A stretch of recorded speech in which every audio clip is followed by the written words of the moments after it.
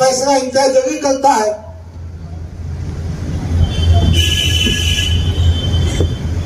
तो हमने क्या करना फिर? और असद साहब भी उनकी बात सुन के करते होंगे तो कोई ठीक बात नहीं है। भाई मुझे अच्छी तरह से याद है, जहां जहां फसादात के वास्ते मैं गया, ये मोहतरम इम्तियाज जलील हमारा तो फोन उठाते ही नहीं। अब आप में से किसका उठाते मालूम नहीं, मगर मेरे साथी ने हंसते हुए किया, फडणवीस साहब का फोन उठाते,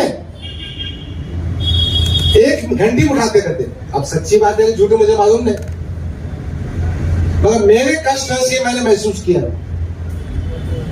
कि अतुल साहब की मदद करना चाहते, पार्टी ऐसा काम बताना चाहती है कि हमारे सब दरवाजे बंद हो जाना। हमने कहीं जाना नहीं, फिर बाद में डिक्लेयर कर देंगे हम टिकट नहीं देंगे। जय हिंद। आप देख रहे हैं ARK News 20। महाराष्ट्र में विधानसभा इलेक्शन 2024 से पहले औरंगाबाद ऑल इंडिया मजलिस इत्तेहादुल मुस्लिमीन ने फूट के असर। ऑल इंडिया मजलिस इत्तेहादुल मुस्लिमीन के राष्ट्रीय अध्यक्ष बैरिस्टर असदुद्दीन ओवैसी ने पूर्व विधानसभा मतदार संघ से उम्मीदवार डॉक्टर अब्दुल गफ्फार कादरी को टिकट न देते हुए अगर किसी और को यह टिकट डिक्लेयर किया तो ऑल इंडिया मजलिस इत्तेहादुल मुस्लिमीन के प्रदेश कार्य अध्यक्ष डॉक्टर अब्दुल गफ्फार कादरी ने पार्टी छोड़ने का दिया बड़ा इशारा। मोहतरम बैरिस्टर असदुद्दीन ओवैसी साहब ने इम्तियाज जलील, इब्तिसाम, इन दोनों की मौजूदगी में मुझसे कहा था कि आपको हम मशरक़ी हल्के असेंबली का टिकट भी देंगे, चुनकर भी आएंगे, खर्चा भी बर्दाश्त करेंगे और ये सीट गिफ्ट में देंगे। मैं बहुत मुतमईन हुआ जब 9 सितंबर को वक्फ के एक्ट पर मीटिंग हुई।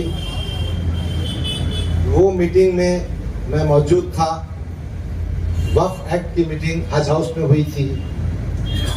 उसके बाद एक प्रेस कॉन्फ्रेंस हुई, उन्होंने असेंबली के 5 उम्मीदवारों के नाम डिक्लेयर किए। मुझे थोड़ा धक्का बैठा, मेरा नाम क्यों नहीं आया। मैं इस पसोपेश में था, हो सकता कोई मसलियत होगी, अपना कायद है उन पर एतमाद करना चाहिए। फिर उसके बाद मुख्तलिफ अफवाहें, मुख्तलिफ बातें सुनने को मिली। मैंने सोचा हम इतनी मेहनत कर रहे हैं, क्यों ना डायरेक्ट और राष्ट्र उनसे जाकर बात की जाए। 21 सितंबर को मैं हमारे ड्राइवर इरफान के साथ बाय एयर हैदराबाद गया, दारुस्सलाम पहुंचा। साहब का कोई प्रोग्राम चल रहा था। मैं उनकी गाड़ी के पास जाकर खड़ा, मैंने असदुद्दीन ओवैसी साहब से कहा, साहब मुझे 5 मिनट का वक्त दीजिए, मुझे आपसे अहम और जरूरी बात करनी। उन्होंने कहा नहीं, मुझे स्कूल के फंक्शन में जाना है। मैंने कहा भाई मैं आपकी गाड़ी में बैठता हूँ, मेरी बात सुन लीजिए। उन्होंने पूछा है कब तक है आप? मैंने कहा मैं जब तक आपसे बात नहीं हुई उसके लिए आया हूँ, वह शाम के मुशायरे में आप आ जाइए। ठीक है, अब कायद है, पार्टी के सुप्रीमो है, बात तो सुनना पड़ेगा। मैं वापिस होटल पर आया, मैं सोचते रहा। मैंने एक व्हाट्सएप डाला, फिर उनका जवाब आया, फिर मैंने व्हाट्सएप डाला। वो व्हाट्सएप भी मैं पब्लिक की डिक्लेयर करूंगा, बताऊंगा। मेरे समझ में ये आया कि पार्टी सुप्रीमो के पास मेरे लिए जो गुज़िश्ता 10 साल से पार्टी का काम कर रहा है और माली मामलात में अल्लाह के फजल करम से बेदाग हूं, जेब से पैसे खर्चता हूं। मैंने लाखों करोड़ रुपये पार्टी के लिए कौम मिलत के लगाए हैं। मैंने कोई एहसान नहीं किया, मैंने अपना हक अदा किया। मैं महाराष्ट्र का कारगुजार सदर था, जहां मॉब लिंचिंग हुआ पहुंचा, मगर मुझे थोड़ा सा तकलीफ हुई। मैं मुशायरे में नहीं गया। सुबह की फ्लाइट से मैं वापस आ गया और दिन भर सोचते रहा। फिर मैंने सोचा एक खत तहरीरी शक्ल में अपन बैरिस्टर नवीद साहब को देना चाहिए। वो खत मैंने 23 तारीख को भेजा, उनको 5 बजे मिला। वो खत की कॉपी आपको दे देता हूँ, अल्लाह ने चाहा तो चंद दिनों में अखबार में भी छाप दूंगा। वो खत मैंने उर्दू में तहरीर किया था। मैंने उसका हिंदी में जो देवनागरी लिपि में लिखा हूं, पहले मैं आपको खत पढ़कर सुना देता हूं। वो खत कुछ इस तरह है। मोहतरम असदुद्दीन अवैसी साहब, कौमी सदर मजलिस इत्तेहादुल मुस्लिमीन और मेंबर ऑफ पार्लियामेंट हैदराबाद, अस्सलाम वालेकुम रहमतुल्लाहि व बरकातुहू। उम्मीद के मिजाज ग्रामी बखैर होंगे। हफ्ते के दिन बतारीख 21 सितंबर आपसे मुलाकात हुई। फिर व्हाट्सएप पे मैसेजेस आप तक पहुंचे, आपका जवाब भी आया।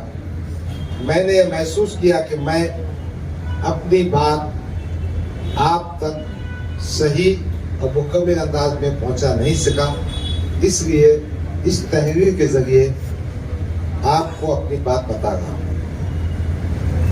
सदर मोहतरम, मेरी उम्र 66 साल की हो चुकी है और मैं समझता हूं 2024 असेंबली इलेक्शन मेरी जिंदगी का आखिरी इलेक्शन हो सकता है। 2014 के असेंबली इलेक्शन में मैंने पहली बार मजलिस के टिकट पर 60,000 वोट लिए थे। 2014 से 2019 तक मैंने मेहनत की।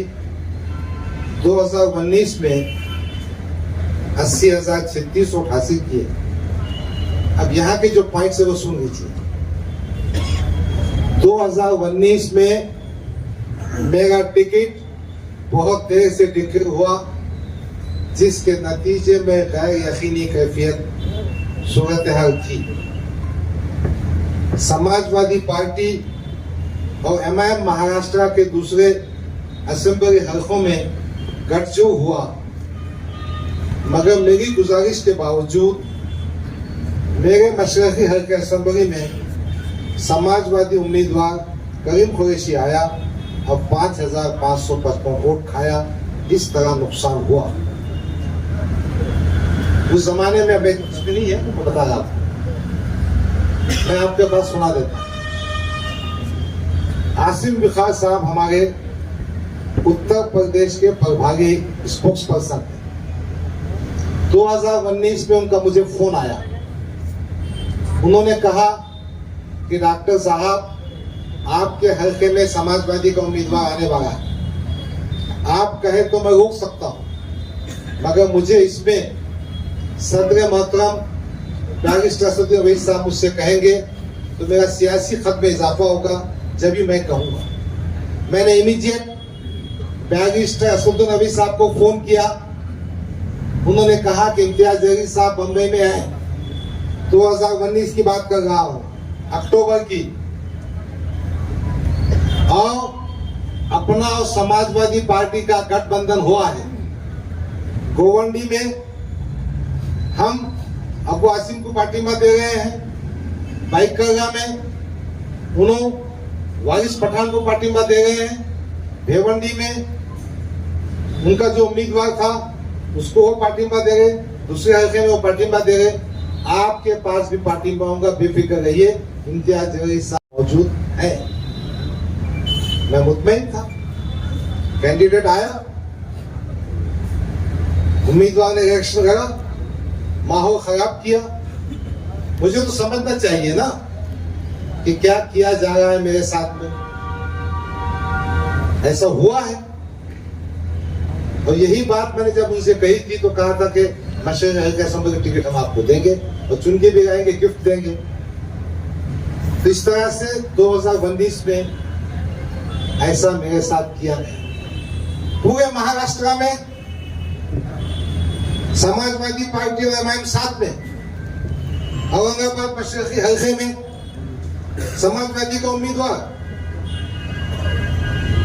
मैंने क्या समझना चाहिए? क्या अतुल साहब को जिताने के लिए, क्या देवेंद्र फडणवीस के बोलने पर गफ्फार खानी को बड़ी का बकरा बनाए क्या?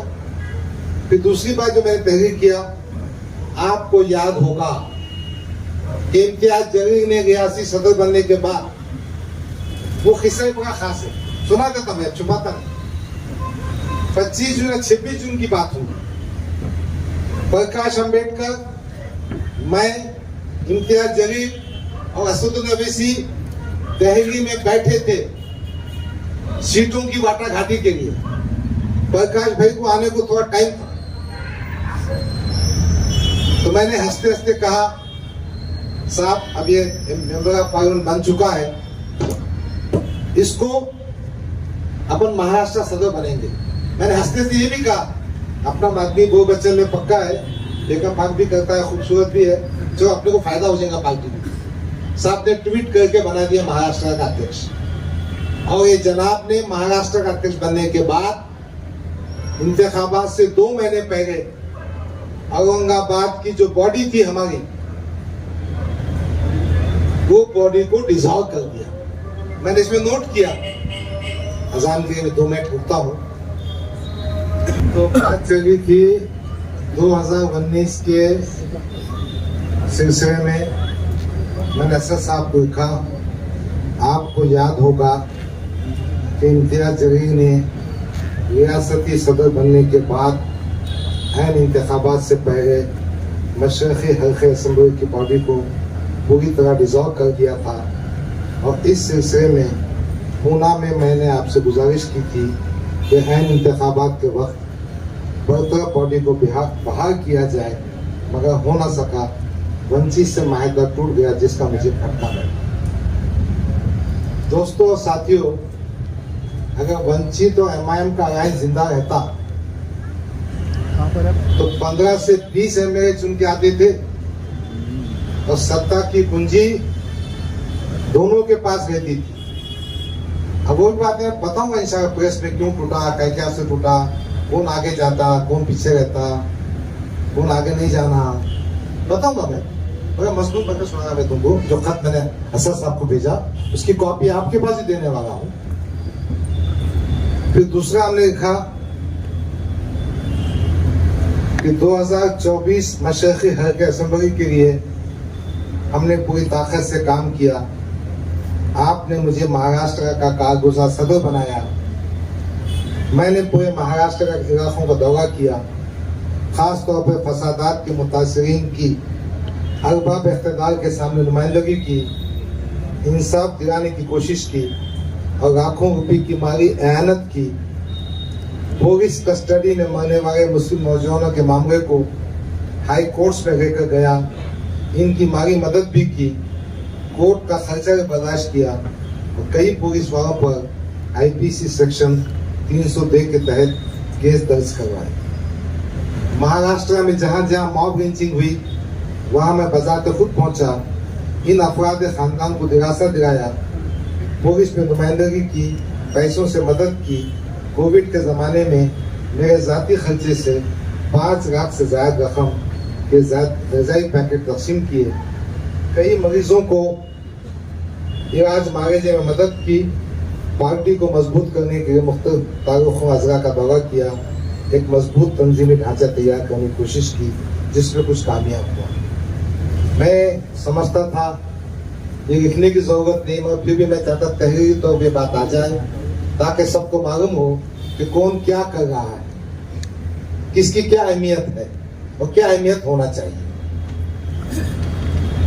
असद साहब के जो मैसेजेस मेरे पास आए थे, उसमें सब में बड़ा दुख ये था कि इम्तियाज जलील हार गए। किसी ना किसी तरह से वो ठिकरा हमारे सर पे फोने की बात भी दिख रही थी। तो फिर मैंने समझा उठना चाहिए खत में। औरंगाबाद पार्लियामानी इंतखाबात में 2024 में इम्तियाज जलील को 6 हल्कों में सबसे ज्यादा वोट मशरक़ी हल्का इस हल्के में मिले। जो 89-90 है, कहीं ना कहीं हमारा काम और नाम होगा। भाई सियासत में जब कुछ काम करते हैं ना तो बताने पड़ता, बोलना पड़ता, इसलिए मैंने लिखा। इनके हल्के असेंबली जहाँ से वो एमएलए चुन के आए थे वहाँ 85,000 वोट मिले। अब उसके आगे जो मैंने लिखा वो चुमटी भी है, हकीकत भी है, सच्चाई भी है। वोट और बढ़ सकते थे, मगर इसका जवाब इम्तियाज जलील, अहमद जलील, बिलाल जलील से पूछा जाए तो बेहतर होगा। पैसे खर्चने में हाथ रोकना, तमाम ओहदेदारान और कारकुनों को बंधुआ मजदूर समझना, ये इनकी सबसे बड़ी गलती रही। और दूसरी बात यह है कि पार्लियामेंट के हल्के में मुस्लिम वोटर्स की तादाद 22% है। यानी मुसलमान कितने टक्के हैं? अपन ने जो सोशल इंजीनियरिंग किए थे प्रकाश अम्बेडकर को आके, तो 13% बढ़ गए थे, तो 35 से 36% में चुन के आए 4,000 वोटों से। अब हम नहीं गुत्ता लिए सबके काम करने का, तुम युति तोड़ते जाएंगे। खैर, आदर्श का भरोसा काम नहीं आया। वंचित का तकरीबन 1.5 लाख वोट हम खो चुके थे। इसलिए बराए मेहरबानी आपसे गुजारिश है कि इम्तियाज की शिकिस्त के आप सही तौर पर असेस करें। मैंने कायदे मोहतरम को लिखा 2024 में मशरक़ी हल्के असेंबली में मैंने तकरीबन 200 वोटर्स रजिस्ट्रेशन कैंप हुए। आज माशाअल्लाह वोटर लिस्ट में तादाद बहुत ज्यादा है। मैंने मशरक़ी हल्के असेंबली में समाज के मुख्तलिफ तबकात से बिलखुसूस नाराज ग्रुप से दिल जीतने का काम किया हूँ। साबिका नाराज कारपोरेटर्स का दिल जीतना भी कोई मुश्किल काम नहीं, इंशाल्लाह वो हो जाएगा। 2 इंतखाबात हारने के बाद 2024 के इंतखाबात में मैंने महसूस किया अवाम की बेपनाह हमदर्दी मेरे साथ है। मेरी टीम में मेरे चाहने वाले बहुत पेश हैं, बहुत तुंदई और जाफिशानी से काम कर रहे हैं। मेरा टिकट बिक्री ना होने की वजह से अवाम में सवाल उठ रहे हैं। मुझे औरंगाबाद मशरक़ी हल्के असेंबली से इलेक्शन लड़ना है, किसी दूसरे हल्के से नहीं। आपसे गुजारिश है कि मुंदरजा बारह मुकाबलात की गोष्ठी में औरंगाबाद मशरक़ी हल्के का टिकट डिक्लेयर करें ताकि मुझे काम करने में आसानी हो। अगर आप टिकट देना नहीं चाहते हैं तो बगैर कम इतना एहसान तो कीजिए, मुझे बता दीजिए। यही बात करने के लिए मैंने 5 मिनट का वक्त मांगा। घंटों कई दिन अपनी मेहनत पैसे के साथ जिस लीडर की खिदमत में फिरता रहा, वो मुझे 5 मिनट का वक्त नहीं दे सका। डॉक्टर साहब तुम आगे बढ़ो, डॉक्टर साहब तुम आगे बढ़ो। यही बात करने के मैंने आपसे 5 मिनट का वक्त मांगा था, मगर मुझे ना मिल सका। एक बात और जिक्र करना जरूरी समझता हूँ, आप जो कहेंगे वो पार्टी फंड देने को मैं तैयार हूँ, और मुझे पार्टी की तरफ से इलेक्शन की कोई माली मदद नहीं चाहिए। सिर्फ आप और अकबर भाई हमारी तशरीह मुहिम में आना जरूरी है। आपसे गुजारिश है कि मुझे 2024 मशरक़ी हल्के असेंबली औरंगाबाद का टिकट दिया जा रहा है नहीं, मुझे बताया जाए, मैं आपका शुक्रगुजार रहूंगा। एक और बात की गुजारिश है, इस तहरीर के जवाब में ताखीर ना करें तो बेहतर होगा। मैंने ये खत 23 तारीख को मोहतरम बैरिस्टर सदर साहब को भेजा। शाम में 5 बजे व्हाट्सएप और मेल वगैरह भेजा हूँ, उसका रिकॉर्ड मेरे पास मौजूद है। के टिकट पर चुनकर आ सकता हूँ। अब कौन ऐसी पार्टी है जो विनिंग कैंडिडेट को टिकट ना देते हुए ऐसे कमजोर कैंडिडेट टिकट दे जो अतुल सावी की जीत की वजह बने? बस यही सवाल। अब मुझे क्या करना चाहिए, आप मुझे बताइए। मैं कई रातों से सो नहीं पाया। मेरे अफराद खानदान मुझसे पूछते हैं कि गफ्फार खाकी तुमने यहाँ 5 लाख दिए, यहाँ 2 लाख दिए, यहाँ गए, रात में जाके दिन में घूमे, और तुम्हारी पार्टी क्या कर रही? मेरे वो साथी जो मैं खाने से खाना काम करते हैं, उनका सियासी मुस्तकबिल क्या होगा? अगर ये फैसला इंतजार जरूर करता है